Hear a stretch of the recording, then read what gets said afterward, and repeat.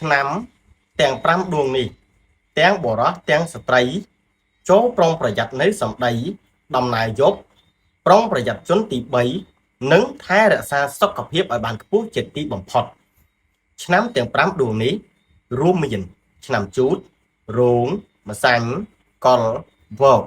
ចន្លោះពីថ្ងៃទី12ដល់ថ្ងៃទី20ខែ6ឆ្នាំ2025កម្រិតលាភអតិបរមាឬក៏កម្រិតលាភជាមធ្យមភាព73%ប៉ុន្តែចន្លោះពីថ្ងៃទី12ដល់ថ្ងៃទី20មានកម្រិតលាភបង្ហូរចូល73%មែនប៉ុន្តែនៅក្នុងចន្លោះថ្ងៃទី12ដល់ថ្ងៃទី20ខែ6ឆ្នាំ2025ឆ្នាំជូតរោងម្សាញ់កុល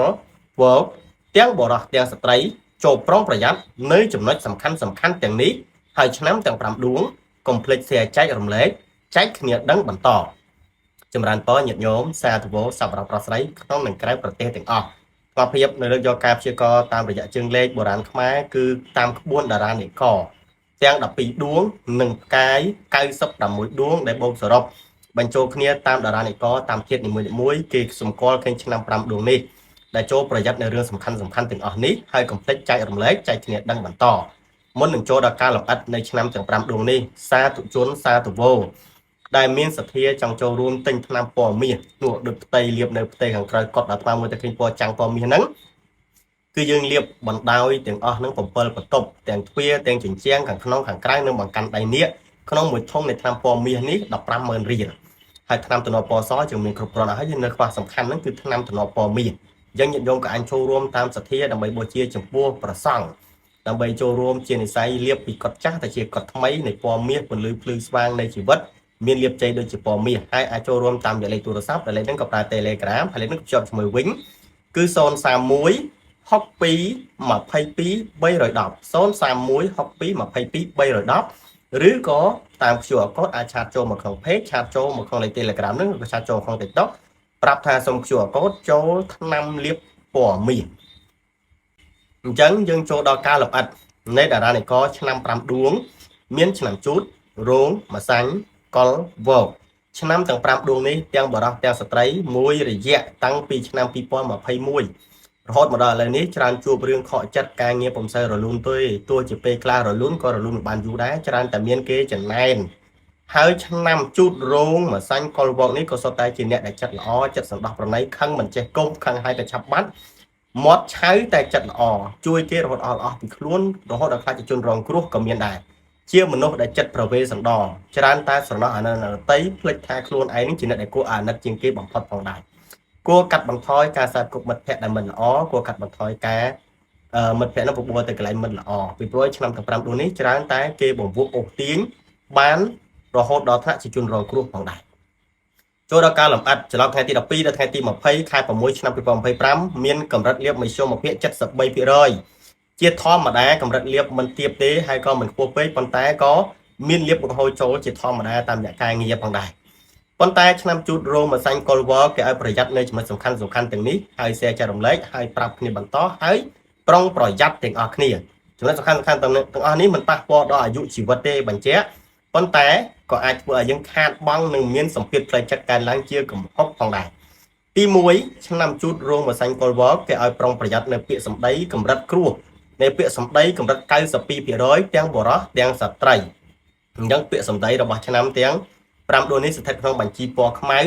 ហើយគេសន្មត់ថាគ្រោះពាក្យសម្ដីនេះអាចបំផ្លាញអ្វីបានទាំងអស់មិនថាអ្នកមានប្តីប្រពន្ធមិនថានៅកន្លែងការងារមិនថាអ្នកមានគូរំដឹងអ្នកមានសង្សារក្តីគឺប្រយ័ត្នសម្ដីឲ្យបានខ្ពស់ជាទីបំផុតណាជាពិសេសគឺបរោះនិងស្ត្រីនៅឆ្នាំទាំង5ដួងនេះផងដែរបណ្ដាលមកពីគ្រោះពាក្យសម្ដីណាបណ្ដាលឲ្យបែកបាក់ប្តីប្រពន្ធឆ្លោះទាស់តែងបែកបាក់មិត្តភាពឬក៏គូស្នេហ៍គូសង្សារនឹងកម្រិត69%សំទោសច្រឡំ69%ដោយសារតែពាក្យសម្ដីនឹងដូចគ្នាផងដែរចំណុចបន្ទាប់ដែលគួរប្រុងប្រយ័ត្នគឺដំណើរផ្លូវឆ្ងាយនៅពេលយប់ផ្លូវកោងផ្លូវបត់ផ្លូវព្រៃផ្លូវទឹកឆ្នាំជូតរោងម្សាញ់កុលវគួរប្រុងប្រយ័ត្នដំណើរពេលយប់អាចជួបគ្រោះហានិភ័យបង្កឲ្យខូចខាតទ្រព្យមានរបួសស្នាមបាក់ដៃបាក់ជើងកម្រិត74%ការធ្វើដំណើរសូមបង្កើនការប្រុងប្រយ័ត្នទាំងក្នុងផ្ទះកម្មចង្ដាបន្ទប់ទឹកនិយាយទៅឲ្យតែការធ្វើដំណើរ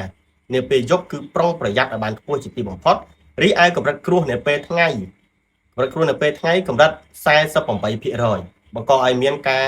ឆ្លោះក្រិចរបួសស្នាមខូចខាតទ្រព្យជាយថាហេតុផងដែរ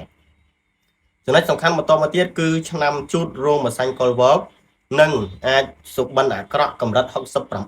69% ដោយឆ្នាំទាំង5ដួងនេះនឹងមានរាសីធ្លាក់នៅពេលទៀបភ្លឺដូច្នោះឆ្នាំទាំង5ដួងនេះនឹងអាចមានសុបិនអាក្រក់ចូលមកបៀតបៀននាពេលទៀបភ្លឺផងដែរអញ្ចឹងមុននឹងចូលគេងឆ្នាំទាំង5ដួងនេះគួរថ្វាយបង្គំព្រះណាថ្វាយបង្គំព្រះដើម្បីនាំសិរីសួស្តីនាំនៅរាសីឡើងដូច្នោះពពួកអមនុស្សអត់ហ៊ានចូលមកបៀតបៀនទេបន្ទាប់មកទៀតឆ្នាំទាំង5ដួងនេះជូតរោងម្សៅកុលវ៉កអាចនឹងចាញ់បោកមិត្តភ័ក្តិម្នាក់ខ្លាយគូស្នេហ៍គូរដឹងមិត្តភ័ក្តិរួមការងារផ្សេងៗបងប្អូនផ្សេងៗហ្នឹងអាចនឹងចាញ់បោកគេកម្រិត 44% កុំចេះតែអាណិតកុំចេះតែជួយគេប្រយ័ត្នចាញ់បោកគេណាខំមកការការប្រុងប្រយ័ត្នសម្ពាធផ្លូវចិត្តរបស់ឆ្នាំជូតរោងម្សៅកុលវ៉កចន្លោះពីថ្ងៃទី12ដល់ថ្ងៃទី20ខែ6ឆ្នាំ2025មានសម្ពាធផ្លូវចិត្តណាការខកចិត្តជួបបញ្ហានឹងកម្រិត 69% ឬខ្ពស់បំផុត 82% ផងដែរអញ្ចឹងសម្ពាធផ្លូវចិត្តរបស់ឆ្នាំជូតរោងម្សៅកុលវ៉កនេះអាចនឹងមានច្រើនអញ្ចឹងគួរតែរៀនសមាធិរៀនគិតតែរឿងដែលល្អរឿងដែលមិនល្អចូលព្យាយាមបំភ្លេចទៅពីព្រោះសម្ពាធផ្លូវចិត្តរបស់ឆ្នាំទាំង5ដួងនេះខ្ពស់ណាស់ដល់តែ 82% ខ្ពស់ឬក៏ទាបបំផុត 69% ឯណោះផ្នែកខាងការងារមិនថាការងារតូចឬការងារធំការប្រកបអាជីវកម្មលក់ដូរឆ្នាំទាំង5ដួងជូតរោងម្សៅកុលវ៉ក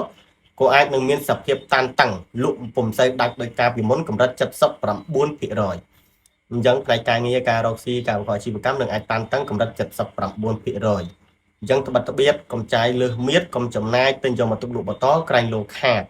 ពីព្រោះឆ្នាំទាំង5ដួងនេះគេអាចឲ្យដាក់ដើមទុននឹងកម្រិតត្រឹមតែ 13 ទៅ 14% ទេអញ្ចឹងកុំលោភហួសមៀតប្រយ័ត្នអន្តរាយហើយតាំងយំស្ដាយនៅពេលក្រោយ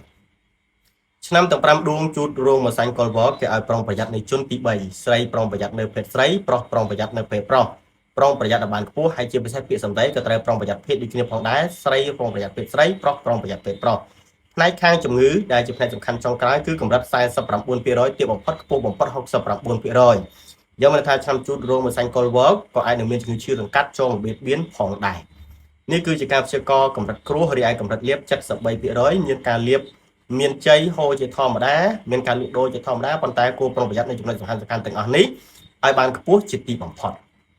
ជាចុងក្រោយជូនពរឆ្នាំរោងម្សៅកុលវ៉កចន្លោះពីថ្ងៃទី12ដល់ថ្ងៃទី20ខែ6ឆ្នាំ2025ឲ្យមានសិរីសួស្តីមានលៀបមានជ័យប៉ុន្តែកុំភ្លេចបើដែលចិត្តម្ដាយឪពុកធ្វើមកបរិហាជូនគាត់តែបើដែលឆ្ងាយតែជូនបច្ច័យគាត់ហើយសុំពរពីគាត់ទៅហើយបើដែលចិត្តសូមឲ្យគាត់ស្រោចទឹកឧស្សាហ៍ប្រឡែងសัตว์ក្តីដាក់បាតប្រសង់ក្តីបូជាផ្កាយព្រះសម្មាសម្ពុទ្ធក្តីរក្សាសិលក្តីថ្វាយបង្គំព្រះក្តីគឺឆ្នាំទាំង5ដួងនេះគួរកប់ត្រូវធ្វើឲ្យបានចំណុចទាំងអស់ហ្នឹងឲ្យបានខ្លះដើម្បីជួយកែខៃអំពីសំណាងអាក្រក់មកជាសំណាងល្អដោយផលបុណ្យបានហិតផលជាចុងក្រោយចម្រើនពរលា